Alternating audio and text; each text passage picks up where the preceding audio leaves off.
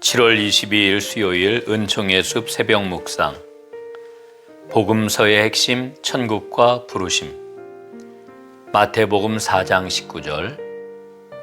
말씀하시되 나를 따라오라 내가 너희를 사람을 낚는 어부가 되게 하리라 하시니. 4장 후반부의 두 개의 이야기를 살펴보겠습니다.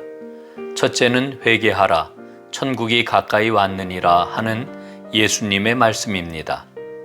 우선 우리는 예수님이 말씀하시는 천국을 알아야 합니다. 예수님이 말씀하시는 천국은 장소가 아닙니다.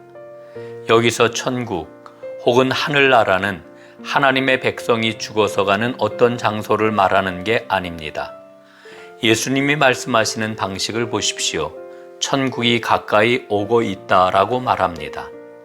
예수님 당시의 유대인들은 하늘나라의 의미를 분명히 이해했습니다. 그것은 혁명을 의미했습니다.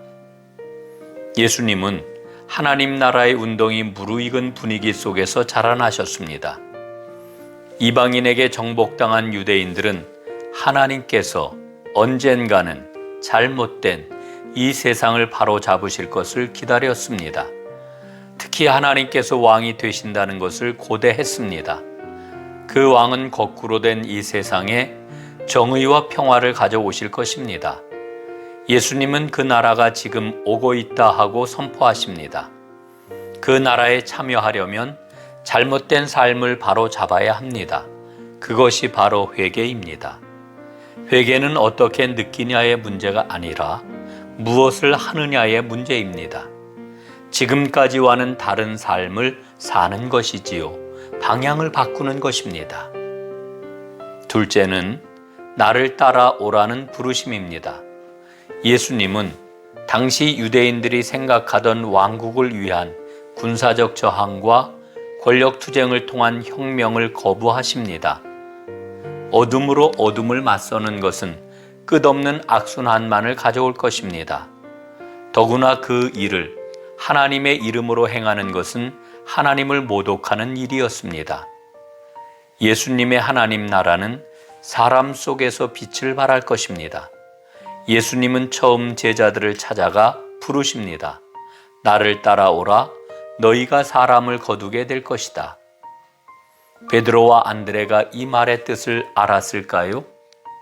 이후 두 사람은 자기의 스승처럼 십자가형을 당할 것을 예상할 수 있었을까요?